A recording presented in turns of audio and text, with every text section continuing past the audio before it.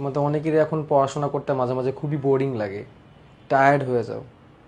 তো যখন এরকম মনে হবে তখন তোমার বাসা থেকে বের হয়ে একটু রাস্তার দিকে চলে যাও। প্রত্যেকেরই বাসার আশেপাশে কোনো না কোনো বিল্ডিংয়ে বা বড় বড় বিল্ডিংয়ে কনস্ট্রাকশনের কাজ চলে। তো আমার বাসা থেকে বের হলো এরকম কনস্ট্রাকশনের কাজ চলছে, এরকম বেশ কিছু বিল্ডিং দেখা যায়, তুমিও চেলে খুঁজে পাবা। সেই কনস্ট্রাকশনের কাজ চলছে যে বিল্ডিংয়ে, সেখানে মানুষগুলোর দিকে খেয়াল করবা, সে দিনমজুরদের দিকে খেয়াল করবা, যারা রেগুলার কাজ করতেছে, কত কষ্টের মধ্যে কাজ করতেছে, লাইফের রিস্ক নিয়ে ঝুলে ঝুলে একটা বিল্ডিং এর উপরে উঠে উঠে সেখানে কাজ করতেছে। কেউ কেউ আবার সেই কাজ করা বিল্ডিং এর নিচে বসে বসে পাথর ভাঙতেছে, ইট ভাঙতেছে, মাথার উপর বস্তা, কয়েক কেজির বস্তা কাঁধে নিয়ে মাথায় নিয়ে তারা যাচ্ছে কাজ করতে।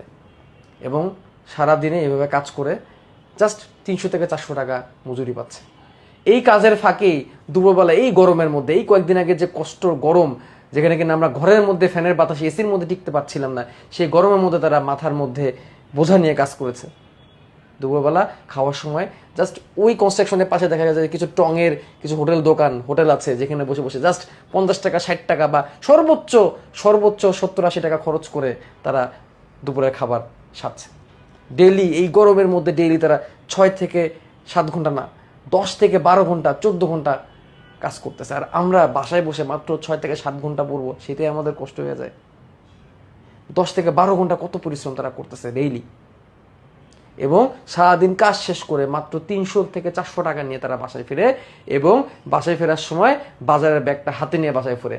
এবং তখন যারা কষ্ট করে, সারাদিন যখন তারা কষ্ট করে, তখন তারা এটাই চিন্তা করে, আমার বাসায় আমার ছেলেটা আছে, আমার মেয়েটা আছে, একটু পড়াশোনা করবে, পড়াশোনা করে এই আমার খরচের টাকা দিয়ে পড়াশোনা করে থেকে খেয়ে বড় হয়ে কিছু একটা করবে এবং আমার নাম উজ্জ্বল করবে, আমার বংশের নাম উজ্জ্বল করবে, নিজের ফিউচারটা ঠিক করবে। এই চিন্তা করে তারা সারাটা দিন কাজ করতেছে। চিন্তা করে দেখো আমাদের বাবা মার কথা, আমাদের বাবার কথা, যে সারাটা দিন অফিসে কাজ করতেছে যাতে করে আমার প্রাইভেটের টিউশনির টাকাটা তারা জোগাড় করতে পারে, তোমার টিউশনির টাকা, তোমার কোচিংয়ের টাকা যারা তারা কি করতে পারে, জোগাড় করতে পারে। সারাটা দিন কষ্ট করে যাচ্ছে, খেয়ে না খেয়ে কষ্ট করতেছে। আমরা কি করতেছি? তাদের এই 10 ঘন্টা 12 ঘন্টা 14 ঘন্টা কষ্টের সামনে আমরা মাত্র 6 থেকে 7 ঘন্টা পড়াশোনা করতে পারবো না। এই একটা জিনিস চিন্তা করবা, দেখবা তারপর তোমার আর সে বাইরে দাঁড়িয়ে থাকতে আর মন যাচ্ছে না, তুমি আবার পড়ার টেবিলে চলে আসবে।